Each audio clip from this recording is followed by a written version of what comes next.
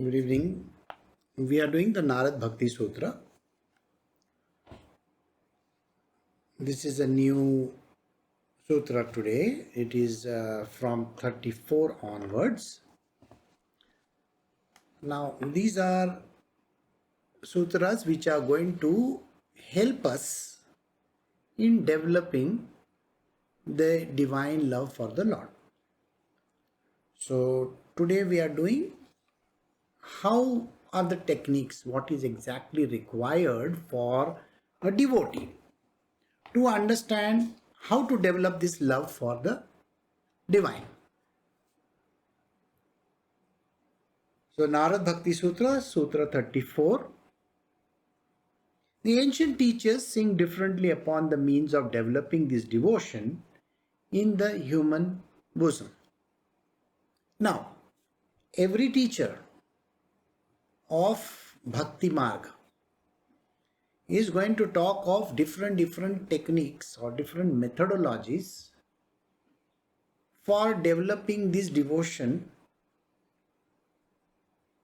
to the Supreme Divine Consciousness, God Almighty, Krishna, or the Father in heaven, whatever you wish to call him. Now, all these teachers, though they speak in a language which is different, but the end goal is the same.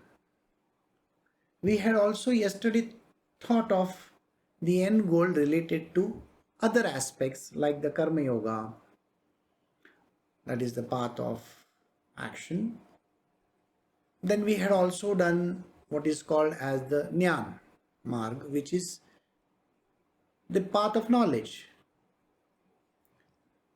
and the Raj Yoga. We had done all these things, but end goal is always reaching the divine. In this, the teachers who are connected only to this particular philosophy of what is called as the Bhakti Marg will be discussed. And all the teachers that are there, if you put them together, what are they actually talking about? This is the path which we are going to explore today. So let us begin of the way in which these ancient teachers actually showed us how to reach there. Sutra 35 says, indeed, the source of devotion are explored and exploited fully through number one, renunciation of sense objects, and also by two, giving up attachments to beings around. So two clear indications are there in the beginning itself. Narada and every other person is discussing the path to reaching this ultimate destination of devotion to the divine. It is available to us through the path of Bhakti Marg. The first objective, if you have to be the devotee of God, first is renouncing the sense objects. We have five senses. Now these senses are always drawn outwards. They are drawn outwards. They keep on going outwards, constantly getting attracted towards the material world. Our eyes are roaming and finding things. Ears want to hear everything. Whatever that is going on and whatever that is not going on also we want to hear. The attraction for that is so very big. We want to taste the best stuff in the world, whatever that we can get to eat. Our senses are pulling us in that direction. We always want to wear the feel, of good clothes, soft materials, that is connected to our skin, and the nose, which is connected to the best of the smells. We love perfumes. We get so attracted by somebody wearing a perfume. Now, all these are objects which are drawing our senses towards them, saying, "Come to me, come to me, come to me." It is exactly like the advertisements which say, "Look at me." You know, if you're watching YouTube or Facebook or any of these medias, what happens suddenly if you're watching a very interesting article or you're seeing something very, very interesting, suddenly in the middle of it, there is an ad and you get so distracted. This ad which comes in distracts you so much that you don't want to see it, but you are made to see because it comes multiple times. And when it comes multiple times, you have to see. There are no choices. It's exactly like when you go to a theater and you sit for the movie. The movie is going to start after some time, but you get to watch a lot of advertisements. You may not like that ad where the smoking is coming, he says, don't smoke. And so Akshay Kumar is saying, don't do this. And so many of these kind of ads when they come, though they are very interesting and they have to be followed, you have to understand, but it is like a disturbance. And that disturbance affects us quite a lot. Have you noticed it? This attraction towards material objects by the senses is a very, very strong motivation for anybody to get into that object. I will tell you something very funny just now. I was reading something and suddenly the windows were open and nice smell wafts in, through the windows. Somebody is making bhajiyas.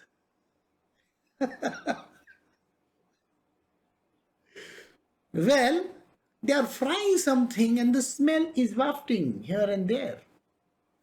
The nose gets carried away.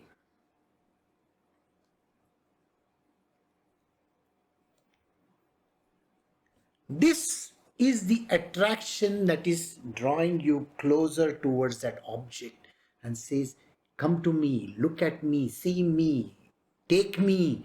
I want you to eat this stuff. I want you to feel this." These are the things that happen.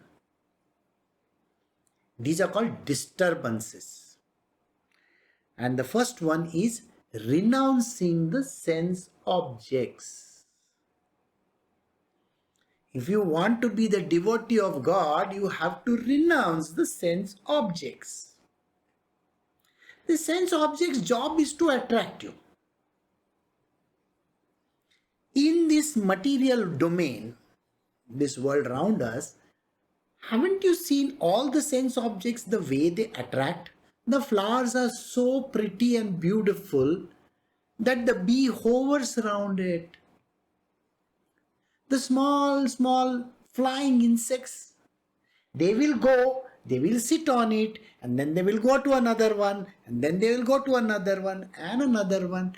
The flowers are made in such a way so that they do the attraction part, and when they are attracted towards it, they do the pollination. It is the way of the world. When a man sees a beautiful woman, it is the same thing as attraction and then pollination. So I hope you understand how this attraction in the world works. This attraction is so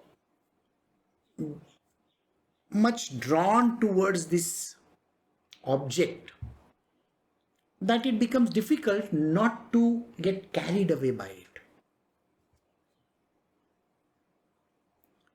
Today, we were discussing about a very interesting phenomena in this world.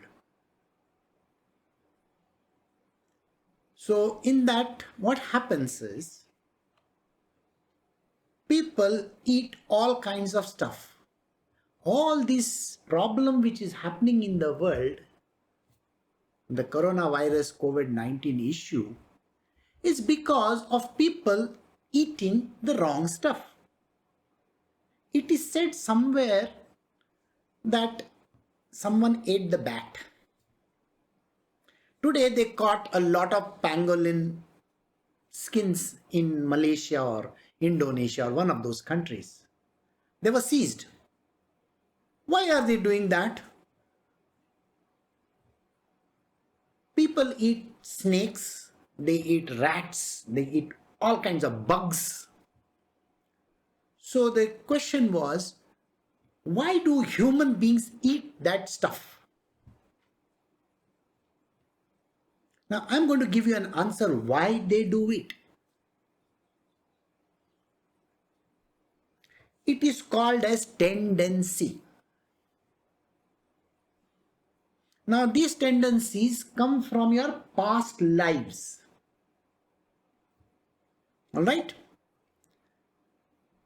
I told you there are more than 2 billion people who eat what is called as bugs. Think carefully, who eats bugs? The birds, isn't it? The birds eat the bugs. They go, they search out the bug and then they eat it. You have seen even the hens and all these creatures around, they see. Who eats snakes? The eagle.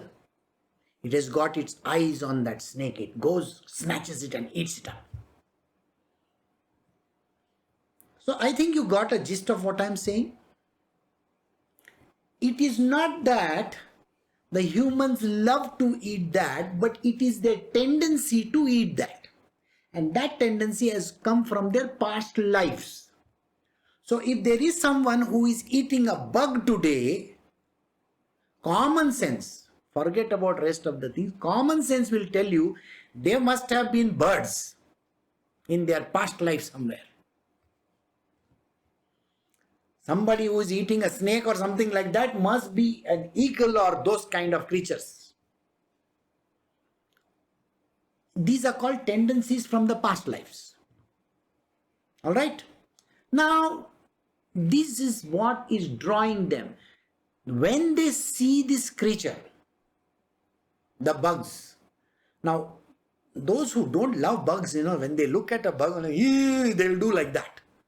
But the rest of the world which loves the bugs to eat, they are not going to do They are, on the contrary, they are going to say, yum yum, let me eat it.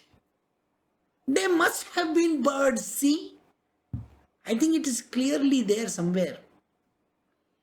So it is, by the way, whatever I am saying is mentioned in the scriptures. So I am just telling you what this is all about.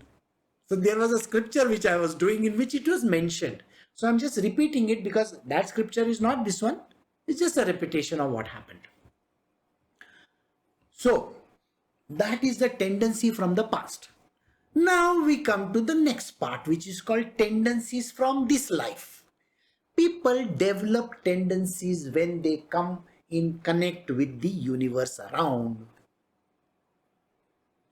So suppose you have a friend or a relative who is used to smoking, somebody who is used to drinking, somebody who is used to, nowadays you see everybody is with their phones. They are lost in their phone. They are going around here and there, they're banging their heads everywhere, and yet they are lost in their phone. You see these youngsters today, or even old people for that matter, see them sitting in the trains, they are lost in their phone. Sometime it was Candy Crush and sometime it is something else. They're playing tick, tick, tick, tick, tick all the time. Now, this is a new tendency. Common sense will tell you there was no cell phone 100 years back or 50 years back. So your forefathers never had a cell phone. So if they have developed this tendency of being lost in the phone, it must be a new one, isn't it? So what the human being does is they gather these tendencies. And you have a repository of tendencies. They're just waiting for the object to come in front of them. But let me assure you, in the Bhagavad Gita, the Bhagavatam, and all the ancient scriptures, it is very clearly mentioned that these tendencies need not attract you. And the objects also need not attract you. You can still have the bug right in front of your nose over here, but there is no necessity of removing the tongue out and eating it. Okay? Sounds funny, isn't it? As if you have a fork tongue, it comes out and eats that bug.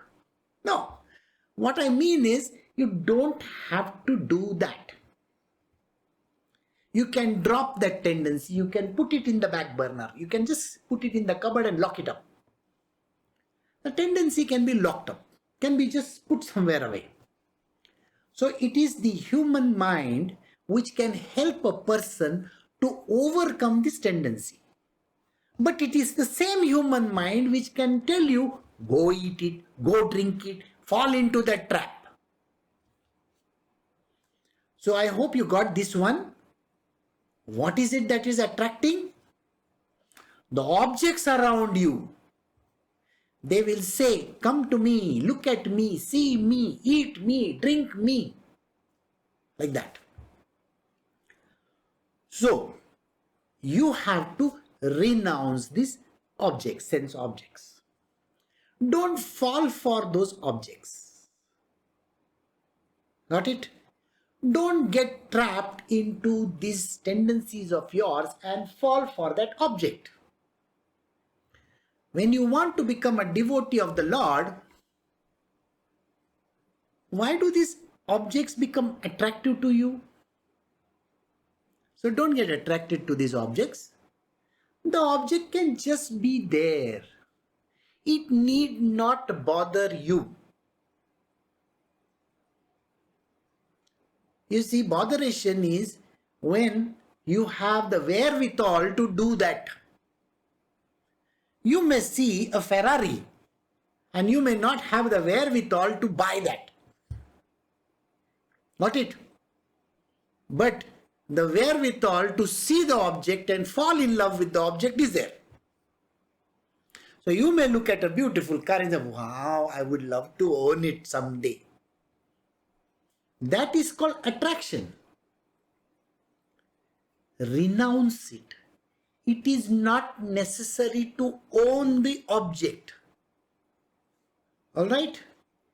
You may see a beautiful object, you no need to own it. There are beautiful roses and plants and so on and so forth.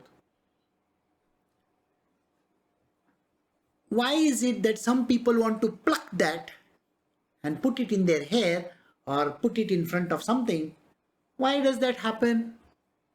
Because you want the ownership of the object. I want to own the object. It is just like the Ferrari that you see, you want to own it. If you see something nice and grand and beautiful, likable, you want to own it. And the senses and the sense objects are like this. Come, let us come. You don't have to do that. First is called renunciation of the sense objects. Give that attraction. Give up. And it can be done only with self-effort. Say no. I was talking about Akshay Kumar, isn't it? Does he not say to that person, no cigarettes? Exactly like that. You don't have to fall for it. Say, no Ferrari, no cigarettes, no drinks. Like that. You can say no to it. Suppose attraction is too strong, stay away from it. Suppose it is liquor. Suppose somebody likes booze. Why do you have to get the bottle and keep it in front of you? There is a very beautiful story Ramakrishna Paramahansa was saying.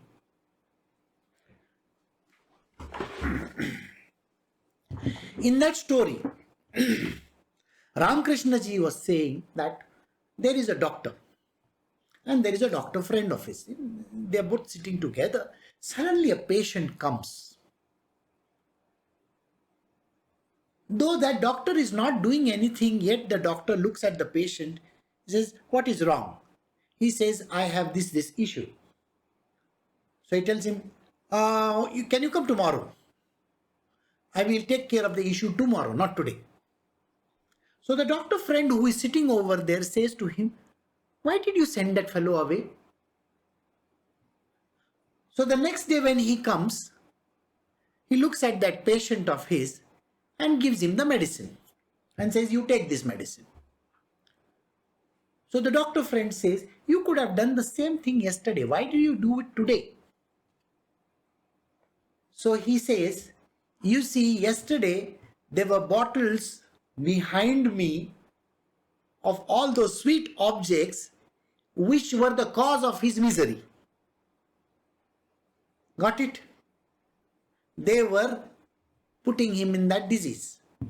So if I have to give him that particular medicine, it is anyway not going to work on him, because he will still be thinking, doctor is having those things.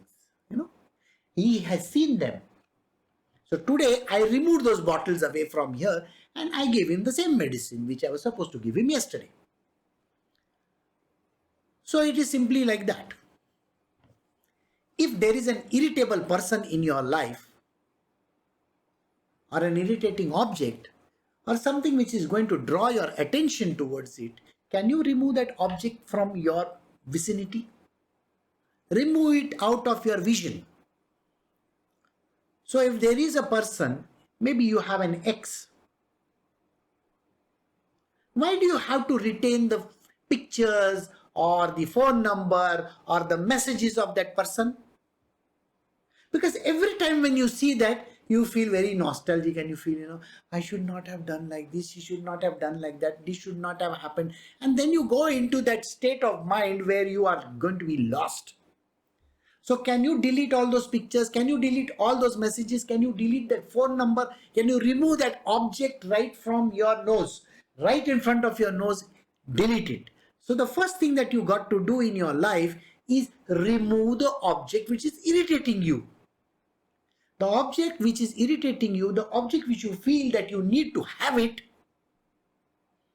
even those things. You are a diabetic and there are lots of sweets around. I don't think you should keep those sweets in front of you. Can you just remove those sweets from there? That is the answer. So the first method is this. Okay, remove the object. Second, try very hard not to go and fall into that ditch. Say to yourself, I am capable of avoiding this problem. I don't want to fall into that ditch of attraction. Attraction or repulsion, both are same. I don't have to get attracted and I don't have to feel repulsive about certain things, because even repulsion is nothing but a reverse of attraction and your mind is going to get trapped in that.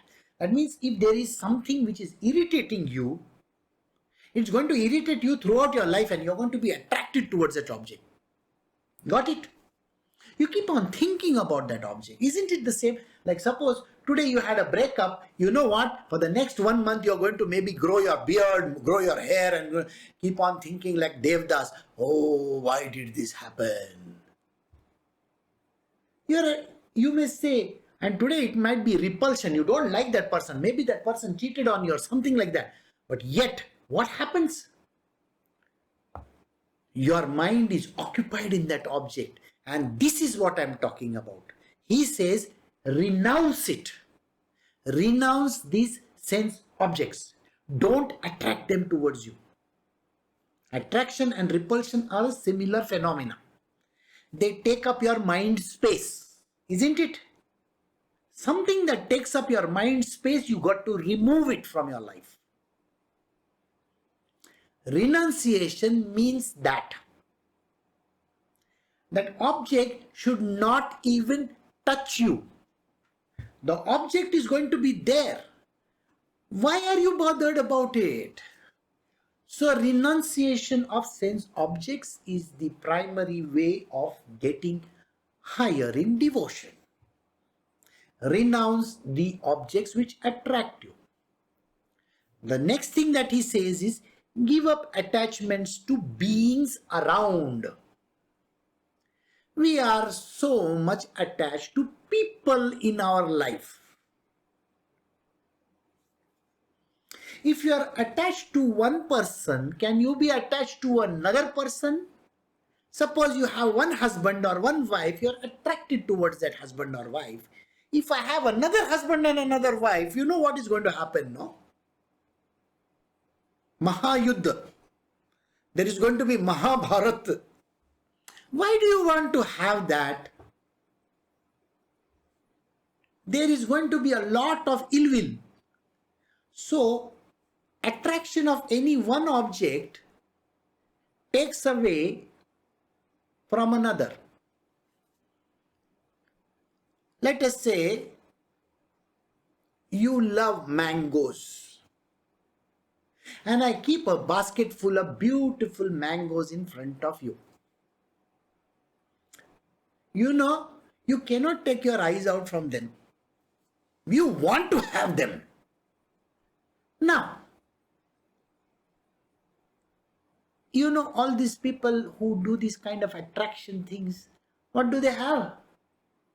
They have all these beautiful calendar girls, pictures and all that, so that they get attracted towards this object.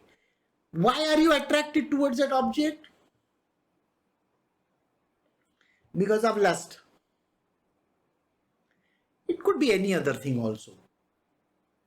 Now, family. You have parents. You are definitely going to be attached to them. If you are attached to your parents, let us say you are attached to your mother, and your father goes and marries another woman, are you going to have the same love for this other woman? No, you are not going to have. You will say, that is my mother. So attachment is exactly like that. When you get attached to one object, the other object is out of the way. So, in developing devotion to Krishna, Supreme Divine Consciousness, Father in heaven, if I have some relative with whom I am competing, nobody is going to be attracted towards the Father in heaven or Krishna or the Lord. My love and my attraction is only that one person. So if I have my mother whom I am very much attracted to, attached to, you think I can even have Krishna's love in my life? No way. No way, no way. You can be rest assured, you can never have that love for another person. So here the other person is Krishna. Got it? So if you love your father and mother, you love your spouse, you love your children, you love your grandchildren, you love your friend, your relative or whoever concerned, how can another love exist at that point in time? It doesn't exist, by the way. The second love is literally like okay, like that. And that is the reason why he says, giving up attachment to beings around. Don't ever get attached to anybody. They are anyway going to backstab you. How are they going to do that? Simply look up like this. Now you have your mother or your father, and let us say you are a young person. Now it so happens that young people, when they are in their youth, they find another person in their life. Suppose that girl has a boyfriend or the man has a girlfriend. The mother, she gets very upset. She says, my son's life, is destroyed by this girl who has come in his life. Is that so? It is called attachment. It's the same thing when the husband and wife are there and the husband is looking out, maybe he has a girlfriend somewhere. At that time, doesn't the wife feel, oh, he's looking at that woman. Why is he going after her? You don't like it. Nobody likes it. If it is their daughters or, sons, the mother is going to get upset. The daughter or the son is also going to be upset. Why doesn't my mother understand this? That I need to fall in love with this person. I want to stay with this person. I want to spend my future with him or her.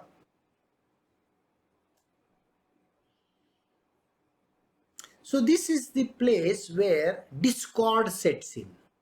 So now tell me whether the attachments are good for you or no. They are bad. Because any kind of attachment is going to give you a heartache. When the children leave and go, you have something which is called emptiness syndrome. The parents feel left out. My children, they went away. Someone goes abroad for studies, the person feels, oh, why has that person gone away? And someone is looking for another person, then they feel upset about it. So the second rule, the second path towards loving Krishna and becoming a devotee, drop all these material worldly attachments. Throw them out of the window. Nobody is going to be with you till the end. Let me assure you this much. No mother, father. No grandparents. No husband, wife. That husband-wife relationship is also temporary. See, you met that person or that person met you when you were maybe young. Alright? And how many years does it last? There is discord constantly.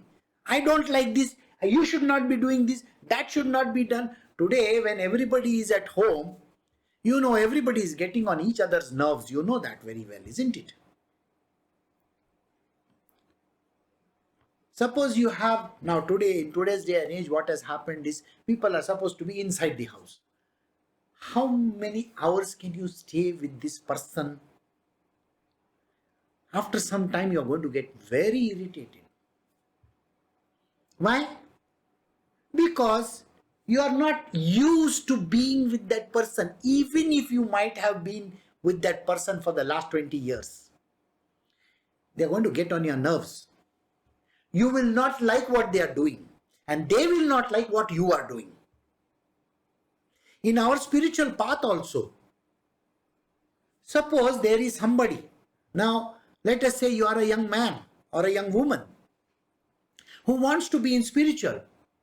Your parents, your relatives, your friends will be the first person to say, what? You're going to become a sannyasi? What are they talking about? I just want to be lost in the divine. What is your problem in life? You will find out. And you will ask them, what is it with you? Don't you understand? You love your job well. Okay, you may be liking your job and you may be going to work. You love that thing. This is my job. I want to be in love with Krishna. I want to be in love with Father in heaven. What is your problem? Am I running away from you? That's a discord. Attachments causes this. Nobody likes it. All the sages and the saints, you know what they did? They walked out of their house. Their parents, Shankaracharya's mother and mother did not like it at all. But he wants to do something. Dattatreya, my Gurudev, he walked out at 8 years of age. Ramana Maharishi, he did that. Chaitanya Mahaprabhu, he did that. Everybody. Those who are on the path of spiritual, they cannot be, caught in one place.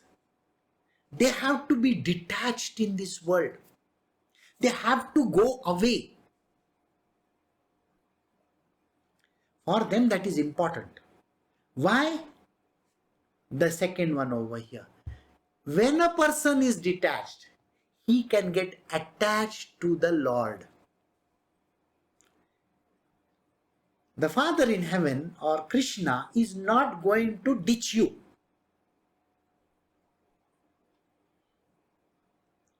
Why? Because he doesn't have any ulterior motives. He is not saying you scratch my back, I'll scratch your back. He's not interested. In a husband-wife relationship, what is there? You do this for me, I'll do that for you. In children and parents, what is there? You do this for me, I'll do that for you. It's a give and take. It's a transactional relationship. Understand, every relationship is a transactional relationship. There is no unconditional love in this world. And if there is somebody in this world who says, I have unconditional love, they can prove it to me. There is no such thing as unconditional love in this world. If you are a woman, if you look at another man, the husband and other people are going to get upset. In spirituality, the primary thing in this marg, in the bhakti marg, in the marg of devotion, is to be attracted towards the Lord so much. That means detachment from the entire material world. You don't have to bother about anybody. If you have to walk out tomorrow just because you have to go and see God, you are allowed to do that. That is a kind of love that is required. So first thing which we did was, you have to be dispassionate in this world. Dispassionate. You don't have to like objects. You don't allow the objects to attract you. Number one. Number two, detachment from this world. Detachment from every person that you have in your life. This is the truth. And Narada says these words. Indeed, the source of devotion are explored and exploited fully through renunciation of sense objects and also by giving up attachment to beings around, to people around you. Now it need not be just your relatives, your friends or whoever. There may be people around you. What are you talking about? Did I not tell you that everybody has tendencies? I was giving this beautiful explanation of tendencies. It was a long lecture on tendencies. In that, please understand, parents are there, okay? And they have a son or a daughter. The parents may be completely teetotalers. They don't drink. But the son or the daughter may drink. Do you think that they are anyway attached to anything? Every person who is born on this earth, okay, through some womb, is not even connected to that person. Go backwards in time and think about what I said. In your previous life, if you are a hen and you love this life, in this life you love to eat a bug. Do you think your parents were somebody in your past life like a father hen and a mother hen? No. So in this life, what makes you think that they are your father and mother just because they have come out from that womb? They are no relatives of yours. Let me tell you, the whole universe works like this. It is just a womb. It is just an entry point. If you have to go to your country, like I have to enter India or if I have to enter some other country, there are numerous points from where I can enter, isn't it? It's exactly like that. So your parents are not going to be chicken just because you were chicken in your last life. And before, in that previous life of theirs, they might have been pigs and you might not have been their piglet. Okay? Did you get the point? This life, your parents are human doesn't mean that you are their son or their daughter. So what attachment are you talking about? Is the hen going to say, Mummy, Daddy? Is that what she is going to say? That is called attachment. So in the next life of yours, you may turn out into an elephant, and they may turn into something completely different. One of them will become a bird and the second one may become a cockroach. Can a bird and a cockroach give, elephant as their child? No. So this kind of nonsensical world is what we believe in. This is my mother, this is my father, just because you came from a womb. Sorry, sir, that is not how it works. If you are a person who believes in rebirths, do you believe in rebirths? I think everybody who is sitting for my satsang believes in this great theory of rebirths, reincarnations. We have taken number of reincarnations, not necessary that you are reincarnating like a human being all the time. No. You have thousands of births. In your last birth and the one before that and the one before that and the one before that, you were never a human being, by the way. You are just thinking that I am a human being. And if somebody in this world is telling you that I was a human being in my last life and the life before that and the life before that, that person must be really off his. Okay? There is no such thing as taking births like that. It's not necessary. So if you understand the whole creation, he could have been a tree, a people tree for all you know. So does the people tree look at, this is my mother and this is my father? You think a people tree is going to say that? People tree is the Bodhi tree, they say. You see, the Bodhi tree is not going to say, this is my mummy, this is my daddy, this is my brother, this is my sister. You think a chicken is going to say that? No. Nobody is bothered. So then why take this kind of an attachment in this world? You are just a very beautiful spirit soul. And you have come from a particular place. Doesn't mean that you can take ownership of that. Yes, a certain amount of devotion to that object is also going to be there. You are going to like your parents because you are born there.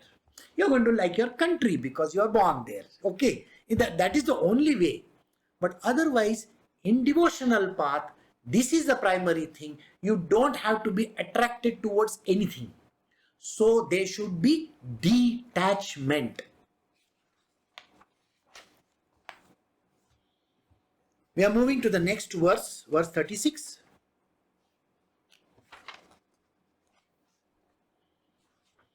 It says, that is Sutra 36 says, also through continuous tender and loving service of the Lord. That is number 3, point number 3. First 2 points, first is dispassion, second is detachment, and the third one is through continuous tender loving service of the Lord. You have to be in love with the Lord. You have to be a devotee of the Lord. It is more than your relationship with your husband and wife. Your husband and wife may come second or third or fourth or something like that. Or your children may come fifth, sixth, seventh, I don't know. Number one always in the category should be the Lord. Why? Because He is the Father of yours. You are the children of God. You are not children of some human being. Everybody is a child of God, isn't it? So if you have a father and a mother and you and your brothers and your sisters and your husband, your wife, your children, everybody around you, they are all children of God. Got the answer? So if they are all children of God, who is their father? That is called Father in heaven. Krishna is the only Father. Alright? You can call Him whatever name you want. It does not matter. Because we are doing Narad Bhakti Sutra, so I am calling Him Krishna. Anybody in this world who believes in the Supreme Divine Consciousness should understand this line that you have only one Father. And that is that. You want to call Him Mother also, it's okay by me, doesn't matter. Some people say, that is my mother. Okay. I am a woman. I want to call her mother. Any problem of yours? Of course not. I have no problems at all. You can call her mother or you can call him father. You want to call him it also, it is IT also. Okay. That is also fine with me. It doesn't really matter because we don't know Supreme Divine Consciousness the way it is. Remember, he said, I am a person. I am only a person and that is my abode. Yesterday I did this verse from the Bhagavad Gita where I said, in the Bhagavad Gita it is mentioned, I live in the second divine unmanifest, that is my abode, and I am the supreme divine person over there. This is the verse from the Bhagavad Gita. He has said it very clearly. If he has said it very clearly, I just have to take it as a gospel truth. Even Jesus also said, no, Father in heaven. Okay, accept it. So, what are you supposed to do with him? He says, through continuous tender and loving service to the Lord. Service to the Lord. The way you serve your husband, the way you serve your children, the way you serve your friends, the way you serve your relatives, the way you serve your people around, you want to go and help the world, you want to go and take care of the sick people, you want to take care of all the COVID fellows, please, more than that service, you have to give the Lord. The Father in heaven, you have to be so much in love and so much in devotion to him that all the service has to be directed towards him only. Did you get it? So this is the verse where, sutra, where he says, the third point number 3, through continuous, tender and loving service of the Lord. Is he going to say, an endorsement saying, oh, you are a great person, you have done a great service? He's not going to give you any certificate, okay? He's not even going to look at you and say, oh, you're doing a great job. No. Because, no, in devotion you don't bother about these kind of things, okay? No God is going to come, oh, I'm going to kill so many people. So you get upset, oh God, you're going to kill so many people because of this virus. You are not a good God. You can't say those words. Why is he doing it? Those are his children. That is his problem, not yours. Got it? Your job is to offer continuous, tender and loving service to the God. We move to the next verse. Number 4 point. See, so far we have done 3, isn't it? Now we are going to the 4th point. This is Sutra number 37. And what does he say in the Sutra 37? Again, by hearing and singing the glories of the Lord, even while engaged in the activities of this world. While you are doing the activities of this world, while you are taking care of coronavirus people, you are taking care of your husband, you are taking care of your children, you are taking care of your plants, you are taking care of this world around you, you may be just sitting at home and maybe watching the TV, taking care of your own computers for all that matter. Does it really matter what you are doing? While you are doing that, all those things that you are doing, he says, Narada is saying, the devotee, he should be hearing and singing the glories of the Lord. Hearing and singing the glories of the Lord means there are lots of these great people in this world who have written beautiful poems on the Lord. Last so many days am I not telling you about how these Haridasas are working? Haridas is not one person. Haridas is people who are madly in love with God. You know these people how they are. They are madly in love with God. What are they doing? They are singing songs. It's not that you have to become some Mirabai and take one Ektara and go ting ting ting ting all the time singing song to the God. He's not saying like that. There can be one Mirabai, of course. Today we are going to do a story which is very unique, exactly like that only. This person is exactly like Mirabai. Alright, we're going to do that. Wait. So what he says, you just have to keep on singing the glories of God. Okay? Instead of giving those 4-letter words, you can say his name. Does not matter. Oh, Krishna. Oh, Jesus. No, no problem. At least you are taking his name. Just like the person who said Narayana. That way you are taking his name. But I would rather you don't say it in a bad way. Okay? You should always praise the Lord. Which means just be in love with him and just say, I am doing it for Krishna. That's it. So, no bad thought will come in your mind, isn't it? The idea is you are a devotee of Krishna. If you are listening to all this satsang, naturally I think you are attracted towards that God only.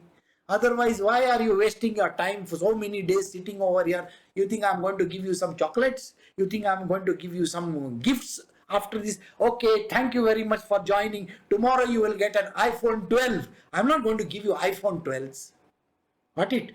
Huh.